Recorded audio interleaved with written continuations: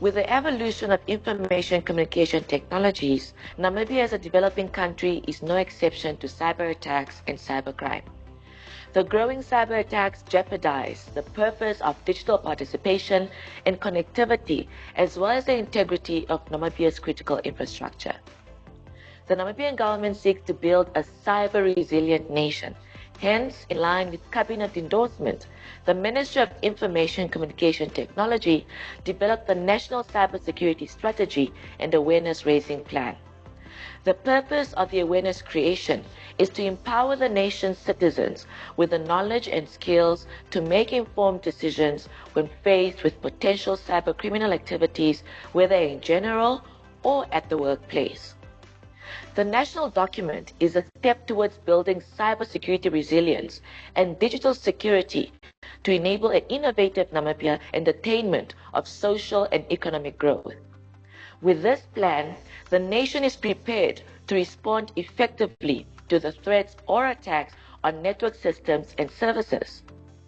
Namibia will reap benefits and economic opportunities presented by the use of ICTs on the condition that the country's citizens are ready, capable, and vigilant against the threats that include phishing attacks, ransomware, cyberbullying, and child online vulnerability. The National Cybersecurity Strategy and Awareness Raising Plan helps to safeguard the citizens' privacy, educate and create awareness to safeguard the national critical information infrastructure, as well as ensure collaboration on cybersecurity to continuously improve the safety of vulnerable groups in cyberspace. The scourge of cybercrime has the potential to negatively impact the nation's ability to achieve its developmental objectives.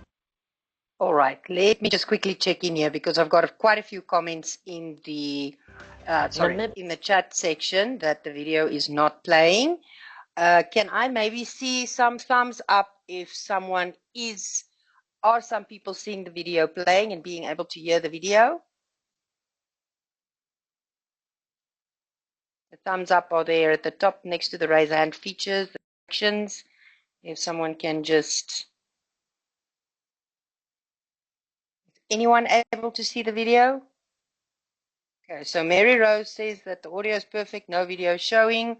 Let me try, video disappeared. Okay, but I stopped the, let me see. Let me try again. Is anybody able to see and hear the video? Can I ask that?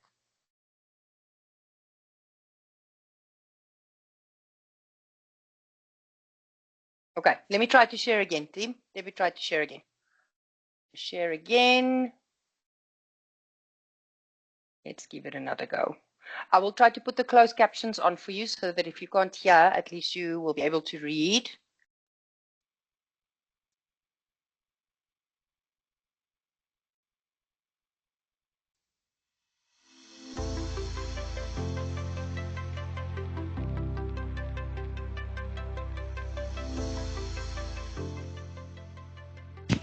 I can hear and see the video, Vanessa. With the evolution of information communication technologies, Namibia as a developing country is no exception to cyber attacks and cybercrime.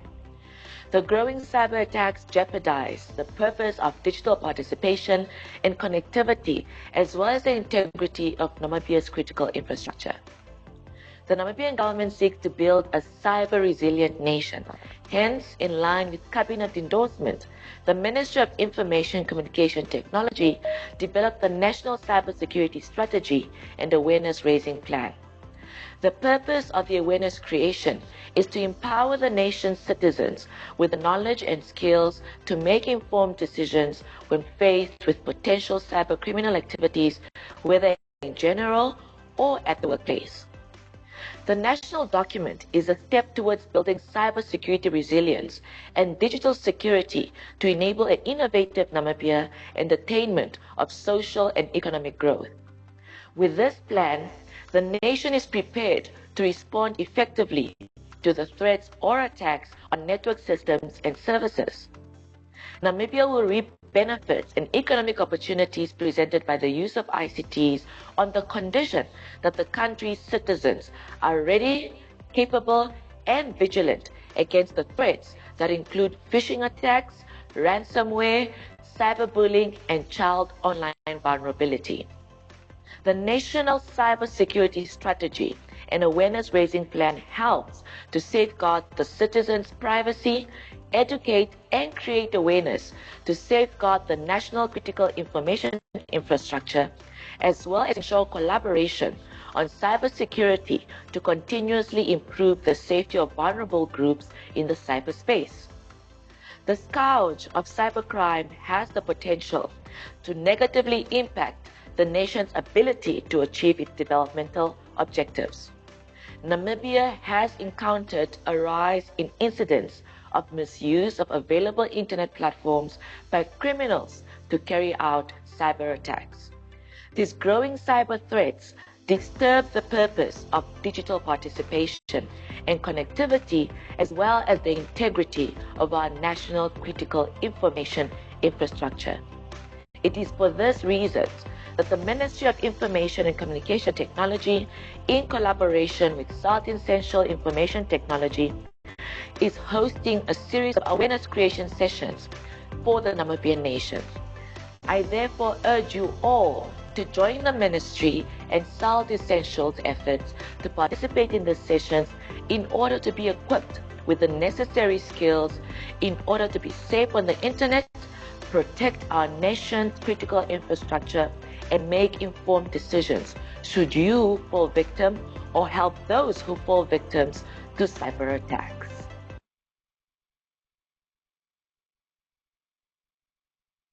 Okay, so I understand the video was playing a little bit towards the end. My apologies, everyone, for that. I will will share an email afterwards, a feedback email, where we will share all of the links of the videos with you as well, in case you were experiencing any issues in either seeing or hearing. Please also do try to join or leave and join again. That usually sorts the issue. So let's give it a go. I'm going to share my screen now. And just maybe give me a thumbs up if you are able to see. It should be coming your way shortly. Do let me know if you can see my screen.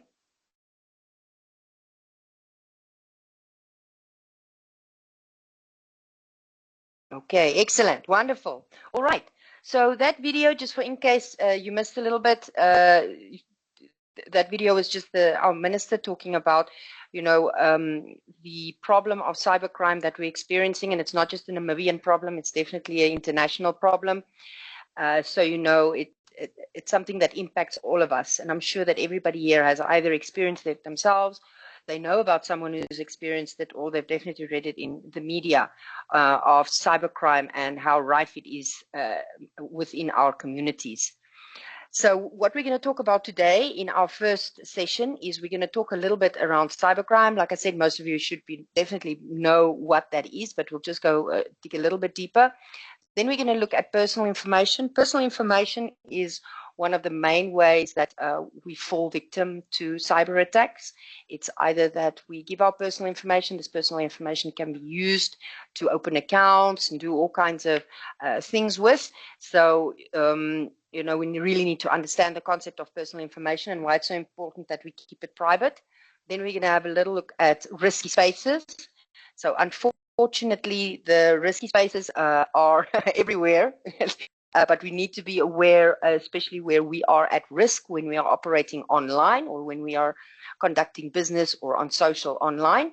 And then finally, we'll have a look at social engineering.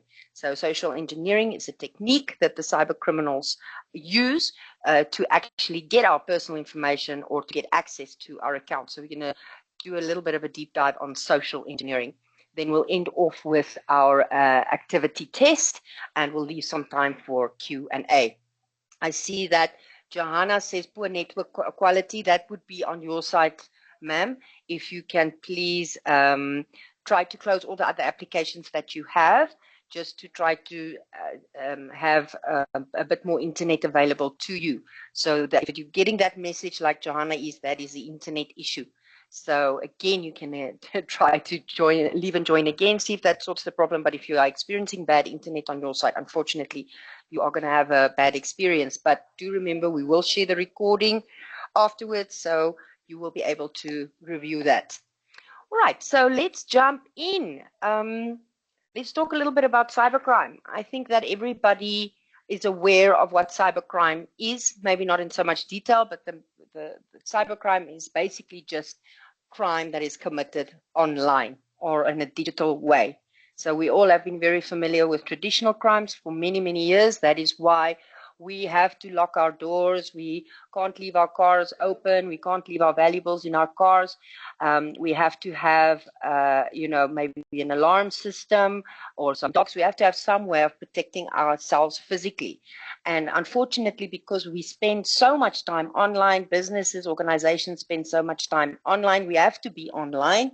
A large part of that crime has now shifted to online. So cybercrime is just a crime that is committed with digital means or online. So traditionally, cybercrime includes everything from theft or embezzlement to data hacking and destruction. It actually rose about 600% as a result of the COVID-19 pandemic, because then we were all just sent home with devices and we were just told to work from home without the proper education. Yes, we had the hardware and software, but nobody actually, or very few people actually got training as to how to conduct themselves online. So due to remote work and increase on working outside of corporate networks without the proper security and without our people actually being prepared. And this is what these training sessions really are about, is to prepare you and to protect yourself, your family, your friends, and your business when you are conducting or operating online. I think everybody is aware of all of the recent ransomware attacks that the country has been experiencing, all of our large telcos, a lot of government institutions, a lot of private institutions. And one of the sad things here is that it is not a matter of if, but when something like this will happen. And we have to be aware that if we don't create that awareness that these things are happening and we try to keep these things a secret and don't tell anybody about it, we actually become part of this criminal chain. So there's a responsibility on us to participate and to help to stop cybercrime. And we're going to hopefully teach you in these sessions how you can do that. So these sessions are not technical sessions. We want to show you in these sessions what you can do on a practical nature to help reduce this problem. But just on the screen, there are some stats there. You'll see there on the right-hand side, the most common forms of cybercrime. This is not technical sessions, as I said, so we're not going to take you into the nitty-gritty of what is a SQL injection and a denial of service attack. That's not the idea. We want to equip you to protect yourself. So don't be afraid that it's going to be technical. It hopefully is not going to be technical. Another thing that we need to really take ownership of and realize is that most of these crimes are able to be committed because of us, the people using our company's tools, or us using social media, us using WhatsApp. The criminals cannot really get into your systems, your work systems, your own personal systems, if you don't let them in. So the responsibility is with you. You really are the last line of defense, and how you conduct yourself online really matters and can make the difference between if you yourself, a family member, a friend, or the business will suffer a cyber attack. So we have to take that responsibility and understand that no matter how good software, the best in the world software and hardware you can use, there will always be zero-day attacks. And we'll look a little bit of zero-day attacks later in our sessions, but what's important here is that you are here today and you are learning how, you are going to learn how to protect yourself, your business, and your family.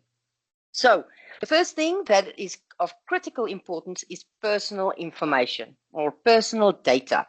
It is any information that relates to a specific person. So it's information that can be used to identify you, all right?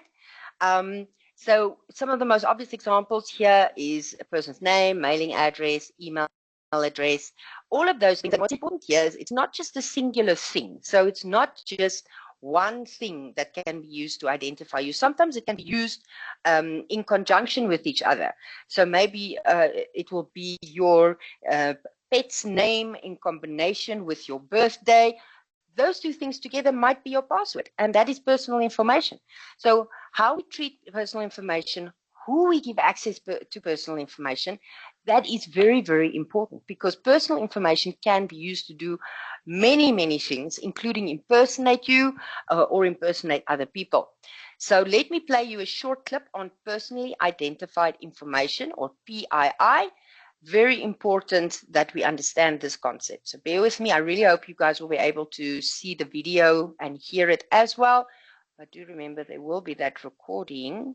Let me just quickly find it for you. Seems to have disappeared. Okay, there we go. Yeah, sorry, team. I'm just taking my video off just to spare the internet. Okay, here we go. Here's a clip for you on PII, or personally identifiable information. What is PII? PII is personally identifiable information that includes a person's name, the names of family or friends, addresses, dates and places of birth, social security numbers, account numbers,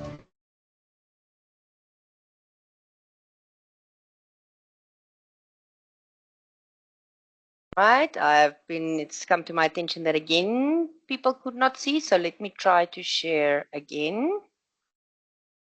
I'm going to try to share again, see if that works. Let's see. Identifiable information. What is PII? PII is personally identifiable information that includes a person's name, the names of family or friends, addresses, dates and places of birth, social security numbers, account numbers, and even employee ID numbers. A personal data breach occurs when PII is released to an unauthorized actor through email phishing attacks, ransomware, and even exploiting a victim's digital footprints. A digital footprint could be a potential piece of PII that exists on the internet as a result of a person's online activity, easily harvested and then exploited by a threat actor. Cybercriminals can post ads on the dark web selling one's PII.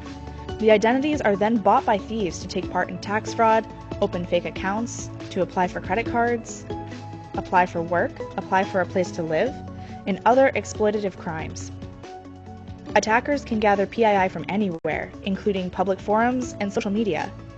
Every type of organization, businesses, clinics, and even schools has PII that needs to be protected. Security breaches that involve this information put anyone's confidentiality in jeopardy and are becoming more common, especially among children. On average, more than 1 million children under the age of 18 in the United States report identity theft in a given year. When a school's information is breached, it can take years for a family to notice their child's information has been compromised. What can organizations do to prevent personal data breaches? Key factors include undergoing dark web scans to identify threats or weak points, ensuring staff is updated on security practices and training, and teaching good digital citizenship. Additionally, staff should continue to be wary of links and attachments in emails, utilize multi-factor authentication when creating new online accounts, and report any suspicious emails to your IT department.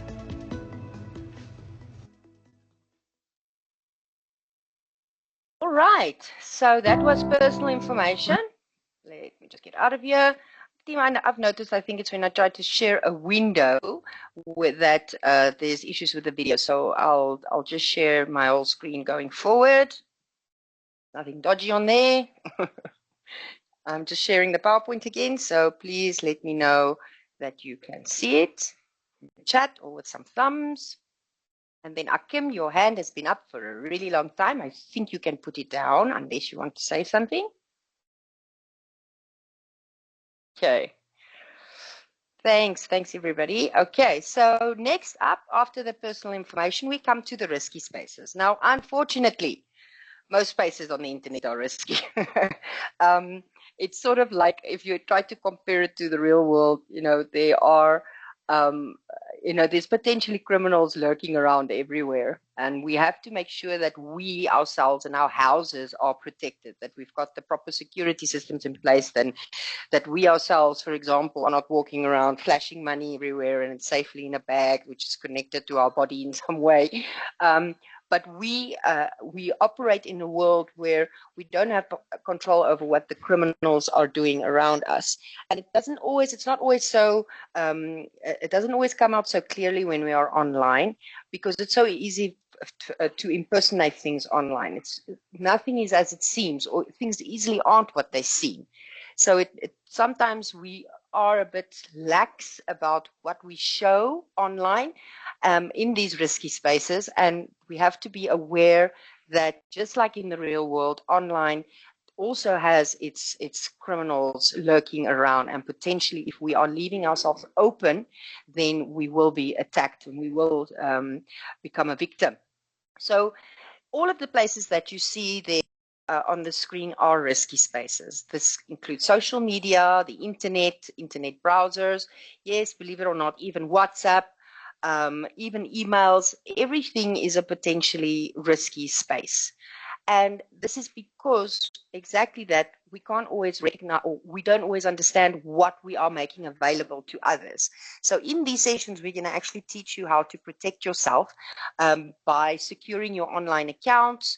So similar to the real world, if you don't have burglar bars on a door, or you don't have some form of stopping people from coming in, then they can just come in. And that's what happens with social media or our online accounts. If we don't protect ourselves with passwords and multi-factor authentication, anyone can come into your house, into your room. And that's when they end up stealing things or taking things, is when we let them in. So we're going to teach you in these sessions how to protect yourselves, how to put your multi-factor on, because unfortunately a password simply isn't enough. And when we talk about passwords, there's also some do's and don'ts. We'll get to that. But the message here today is that just like in the real world, the online world, we cannot leave our doors open. We cannot leave a way in for the criminals. We have to make it difficult for them to get in. And that's what we want to do. So another thing that we need to realize, and especially about social media, and what we don't always realize, is these platforms were built to generate money. So maybe with a show of thumbs again, who can tell me who has a Gmail account? Need to see some thumbs. I know we have Gmails. Yes. Okay. Lots of us have Gmail. Now, did you read the terms and conditions when you signed up for that Gmail account? Did you read the terms and conditions? Put for me in the chat if you read the terms and conditions. I want to know. Now there's silence. So what we need to understand about Google and about Facebook and about WhatsApp and about all of these platforms, they are free. And if they are free platforms, how do they pay salaries? Google employs millions of people all over the world. So how do they pay salaries if all of these things are free? We pay these salaries. We are the product. Our likes, our posts, our shares, our comments, those things are all used to position advertising messages and marketing messages. Yes, Rocky, I know it's too long to read, but would you sign a contract with the bank? Would you sign a contract with the bank without reading it? This is the same thing. We sign a contract. Those terms and conditions are a contract. You are giving things to Google. You are giving things to Facebook and Instagram. And it's your information that you're giving to them to use for marketing purposes. So what happens here is we don't read the terms and conditions, and many times we are giving access to our device. We're telling Google it's okay that you know where I am. You've got my location. We're telling Facebook it's okay if you use my posts and my likes to position marketing and advertising. And if we don't have those accounts protected, people can come in and actually take our personal information. It is a Bible to read, but guys, you have AI. Go chat GPT it. Go copy paste those terms and conditions, go chat GPT it. It's really important because people think, who thinks their device is listening to them? Whose device is listening to them? You meet someone at an event, you get their mobile phone number, you WhatsApp them, and the next day they pop up in your Facebook feed. Yeah, you agreed to that.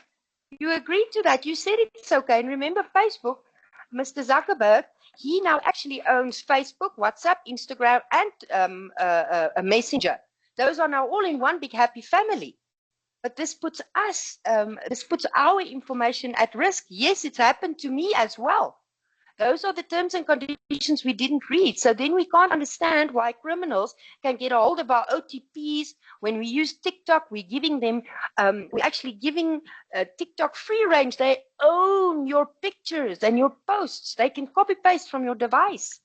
So it's super important that we read those terms and conditions and we know what we're letting ourselves in for, because this is how the cyber criminals can get in. Unfortunately, those platforms are also not very secure. So it's very easy to get in and potentially get to other parts of your device or into other online accounts.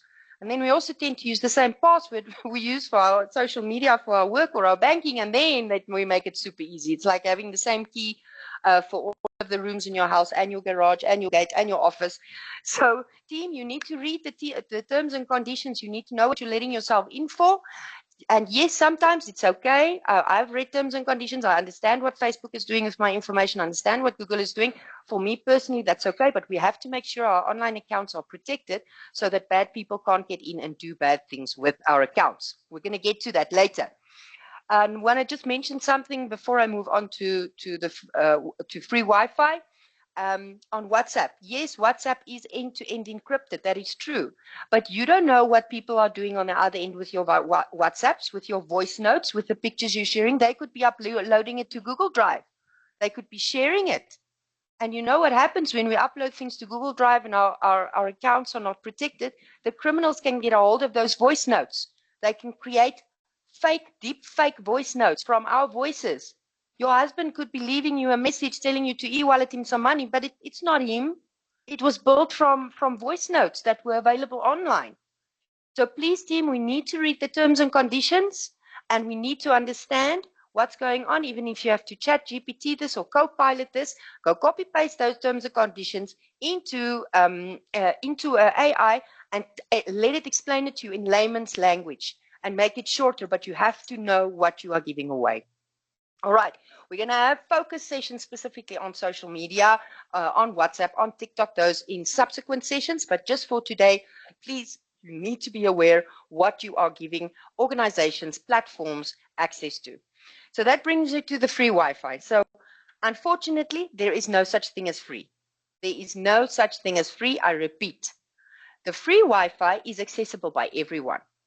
You, me, whoever is using it.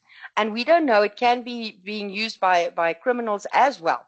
All we see when we connect to the Wi-Fi are all the little device names over there.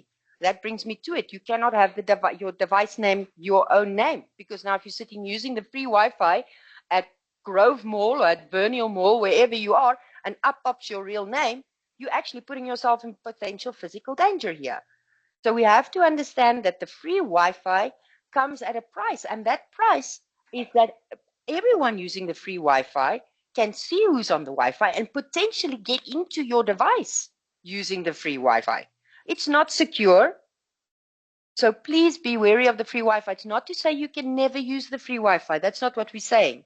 We are saying be wary, do not transact on any financials, log into any accounts, or expose any personal information such as passwords, usernames, banking, anything like that when you're on the free Wi-Fi. This is why so much fraud occurs when we are on in airports, because everybody's using the free Wi-Fi and the criminals know it.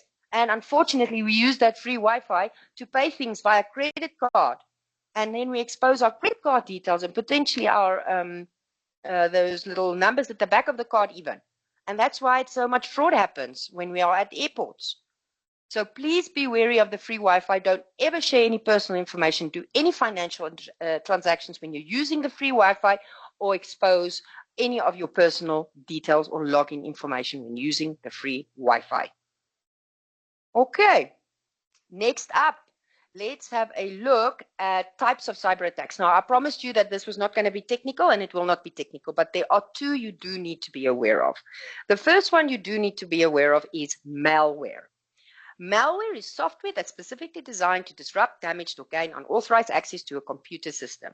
You have to be aware of malware. Malware is the opposite of software. It is the evil twin brother of software. It is the thing that actually, like ransomware, it can get into the systems, lock you out of systems. It breaks, damage, or disrupts tools, technology tools.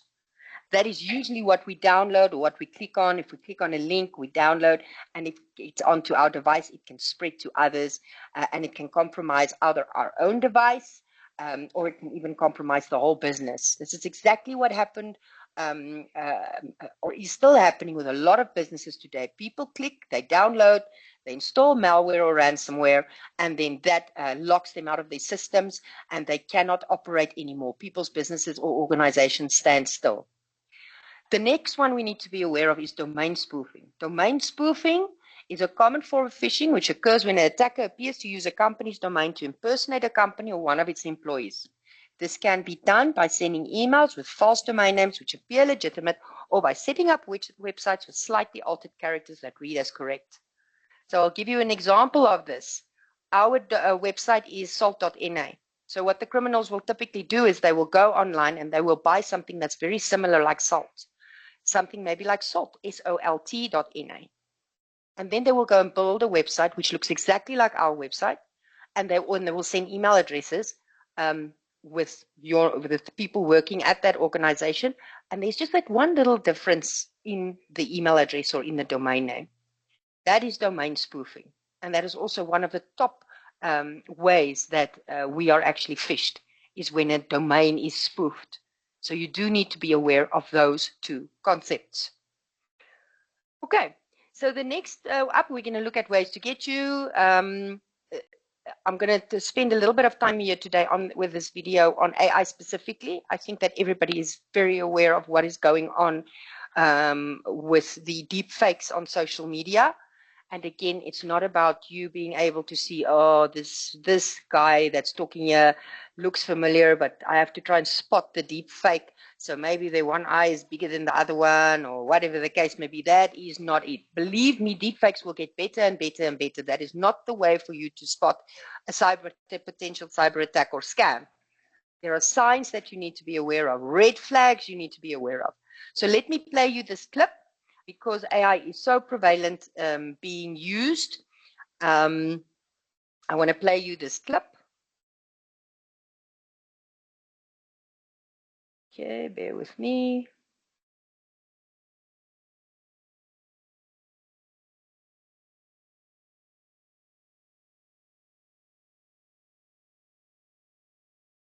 Okay, just let me quickly share. I want to make sure I share this the right way so that I'm going to try and play it from the presentation. Maybe that also works well. So let me see if let me know if you guys can hear. Can you hear and see?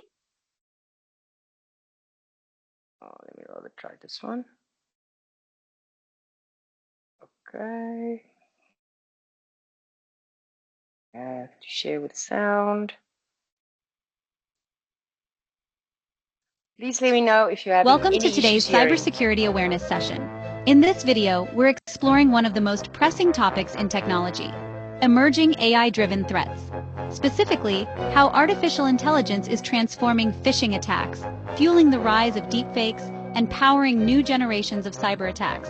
AI is not just shaping industries positively, it's also being weaponized by cyber criminals, and understanding these threats is the first step to defending against them. Part 1. The evolution of phishing 115. Phishing used to be relatively easy to spot: poor grammar, suspicious links, or unusual requests. But today, AI has made phishing smarter and far more dangerous.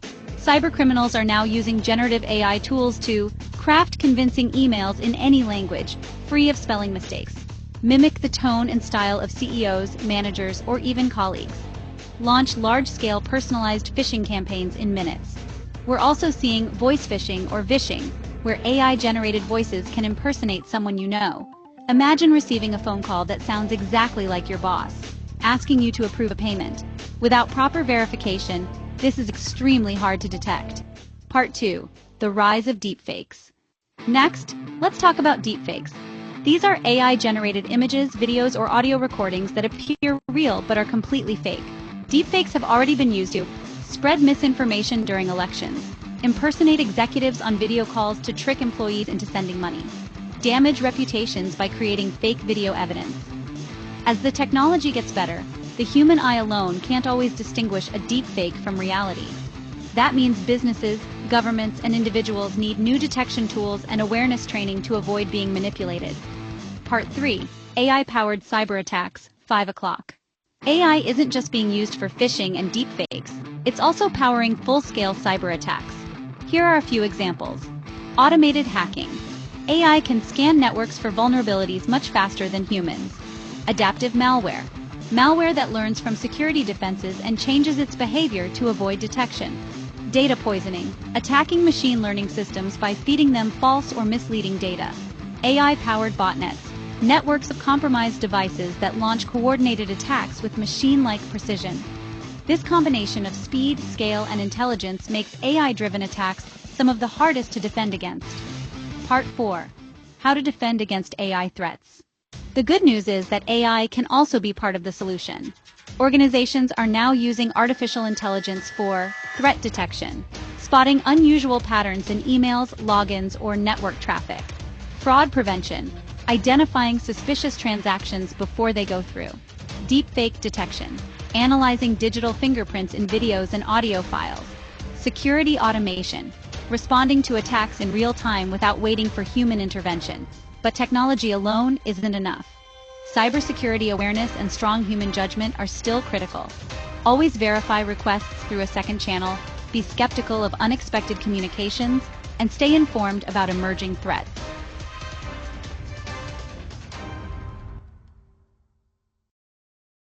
All right. So, yes, AI is being used, unfortunately. Now, remember, AI is not good or bad. It's not a human being. Doesn't have judgment. Doesn't have morality. It is used by people. So, unfortunately, bad people are using this technology to do bad things. Now, I did mention earlier, you can also use it to help you decode the terms and conditions. That's a good thing that can be used for. But unfortunately, we have to be aware that it's just going to get worse. Businesses do need to invest in AI-driven cybersecurity solutions to protect themselves, and we need to be aware of the signs much more than being able to spot if AI is involved, because believe me, AI is involved in some way these days. So I'm just going to take you through another clip. Whoops, not that clip, of some sneaky scams in 2025. So I know we're almost at the end of 2025, but they're still around. Guys, the scams can change their clothing, but underneath all of that, they are all after one thing, which is our personal information and making money. So you do need to be aware of all the different kinds of scams, but more than that, you need to be aware of the signs of phishing, of the signs of a potential cyber attack. So we have to be aware of that, and we're going to teach you those signs.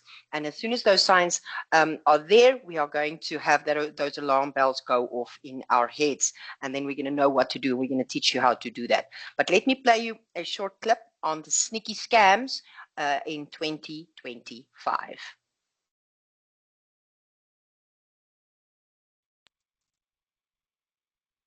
With so many new scams popping up every year, it can feel impossible to keep your guard up. Are you sure you can spot the red flags before it's too late? Welcome back to the Scam Smart channel, where we're dedicated to keeping you safe and secure online. Today we're going to talk about the sneaky scams to look out for in 2025. When it comes to recognizing these scams, there are a few tools and resources you'll need to have in your arsenal. You'll want to stay up to date on the latest online resources like fraud alerts, scams databases, or subscribe to a channel like Scam Smart. And you'll need to develop some critical thinking skills to help you spot the red flags.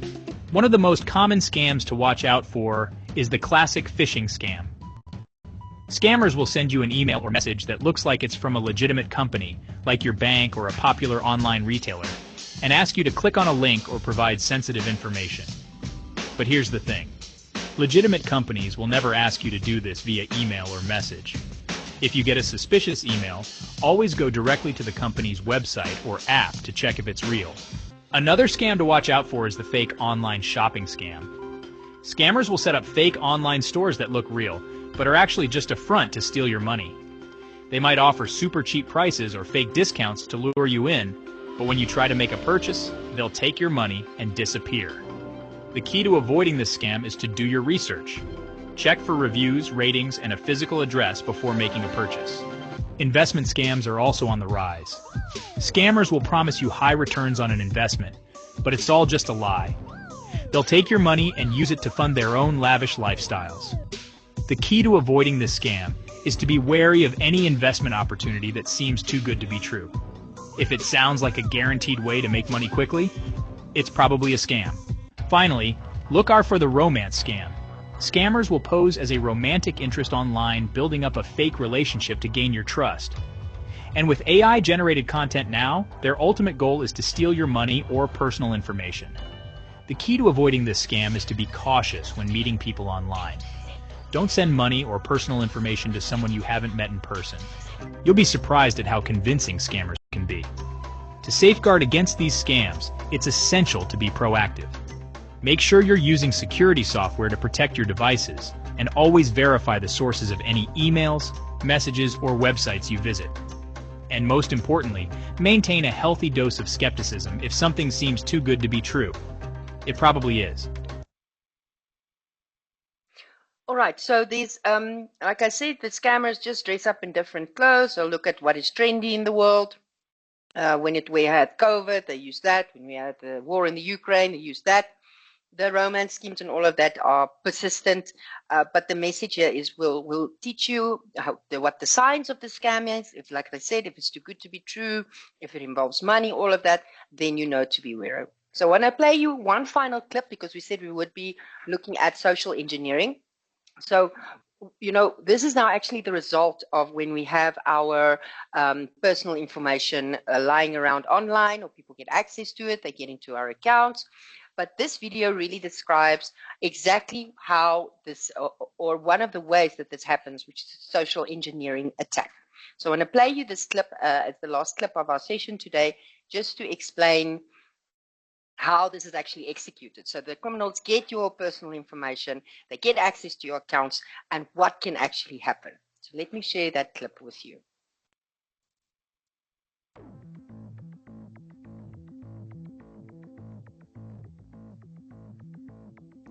Why did you become a hacker? I don't really know what it means to become a hacker. That's basically some random person in a hoodie who stays up all night writing coding, trying to crack people's passwords.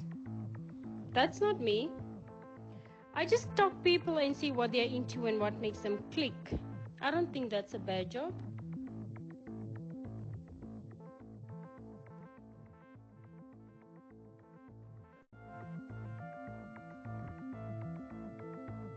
After its success in 2018, Startup Lion Investments has just been listed on the Namibian Stock Exchange.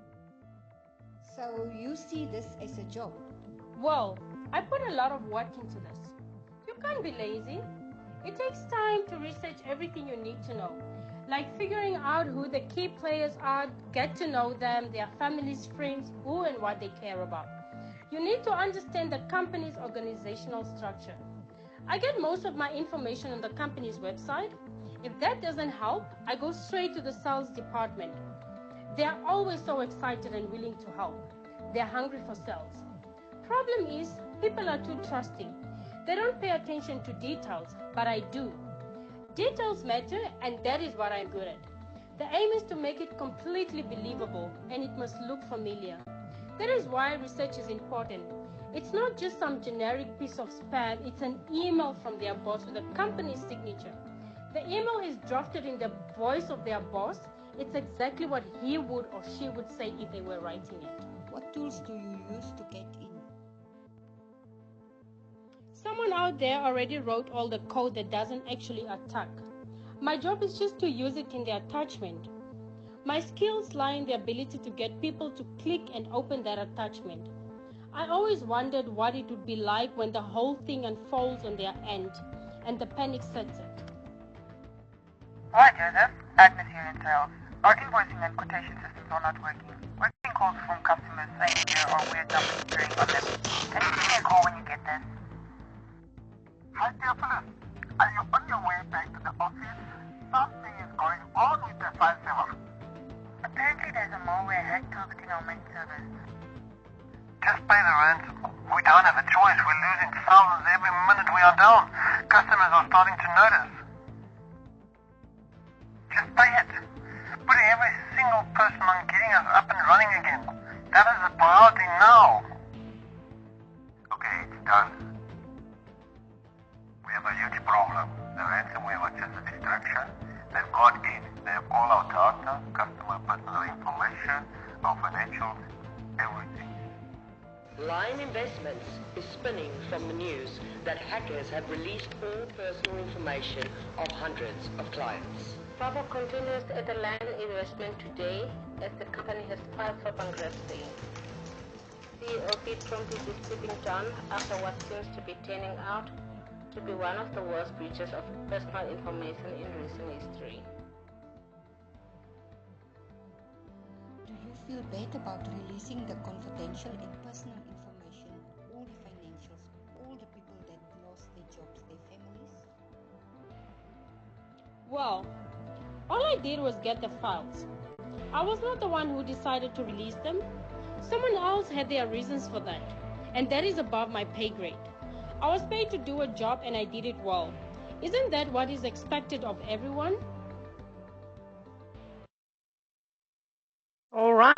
So that is how it is executed. They get all the personal information, they impersonate you, somebody clicks on a piece of communication or a phishing link and they're in. This is what's happened to our telcos, our many organizations that have been ransomware this year. So that's why we say that the personal or the responsibility relies with each and every one of us, not just to protect our organizations, but ourselves. These include scams, where people are trying to fish for personal information. And guys, we need to realize that everything is on the dark web now with all the ransomware attacks, all of our personal information. If you've done any transactions, you've provided your ID, maybe your home address, anything like that to any of these organizations that were the victim of ransomware, then all your stuff is on the dark web. So we're going to go through in our subsequent sessions, we're going to look at how you can find out if you have been compromised on the dark web, but I can almost guarantee you that you are there.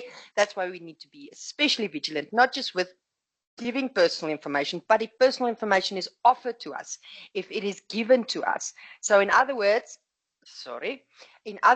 if someone phones you from telecom or Paratus or MTC or the bank or whoever, and they tell you, hi, are you Mrs. So-and-so, ID number such and such, telephone number such and such, address such and such, you cannot trust them. They have this information. It is on the dark web. The criminals have access to your information, and they can then lure you with having this information into this trusted feeling. So please do not give or always verify legitimacy of a request in a different way. If the person phoned you, you say, I'll phone you back.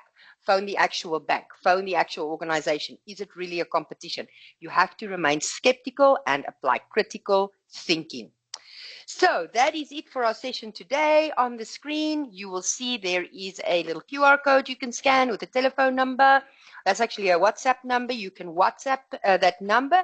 This is iSecureBot. This is also an initiative by MICT and SALT. It's a little WhatsApp info bot that will help you when you are having any kind of questions or anything.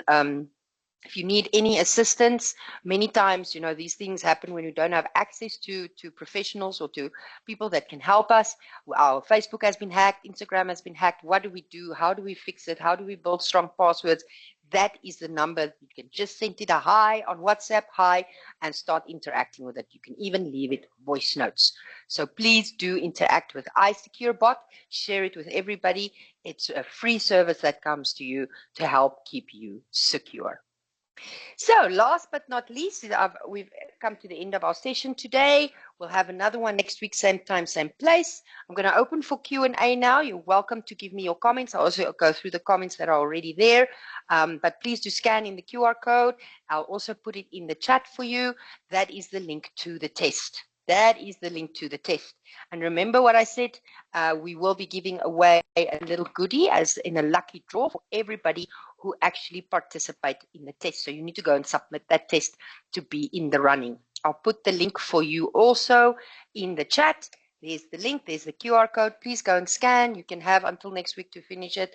MK says Forex traders. Yes, that's unfortunately so. We're going to learn about the science of phishing. We've got something in the Q&A as well. Let me just read that. We've got France K. The problem with the apps we download is that when we do not agree to their T's and C's to use our info to a certain extent, they don't allow us to finalize creating our accounts. That is true, France. But the point is that if you are not comfortable with what they want to do with your data, your information, your device, then you don't use the service. Okay? So I also use Gmail. I know what Google is doing with my data. I'm living with it, but I do not share confidential or private information on Gmail. I make sure that even my Gmail has been multi-factor authenticated, my Google account. I make sure that my accounts at least are secure, but I know what they're doing, and at least I know what they're doing with my information. Okay, so you are welcome to unmute yourself, ask a question. Thanks, Grace. She put the WhatsApp bot number there for you as well in the chat. The floor is open. Any questions or comments? There's a hand up. Angala Sakias. It's been up for a while though. I think it's an old hand. Angala, do you want to say something?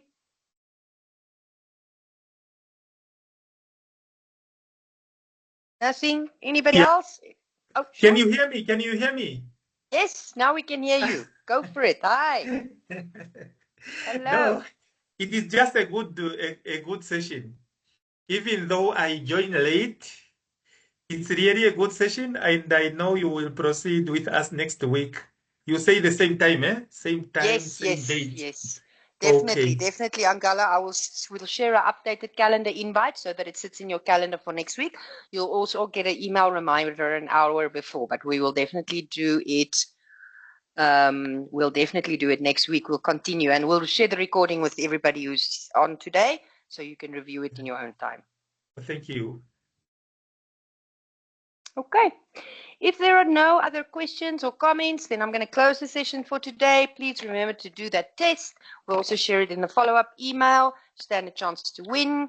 Thank you, everybody who joined today. We really appreciate you. Go spend the weekend. Go secure your accounts. Go put on your multi-factor. We're going to show you how in the next session, but go and at least read those terms and conditions so you know what you are exposing. Thank you, everybody. May you have a fantastic rainy Friday. And we'll see you again next week, same time, same place.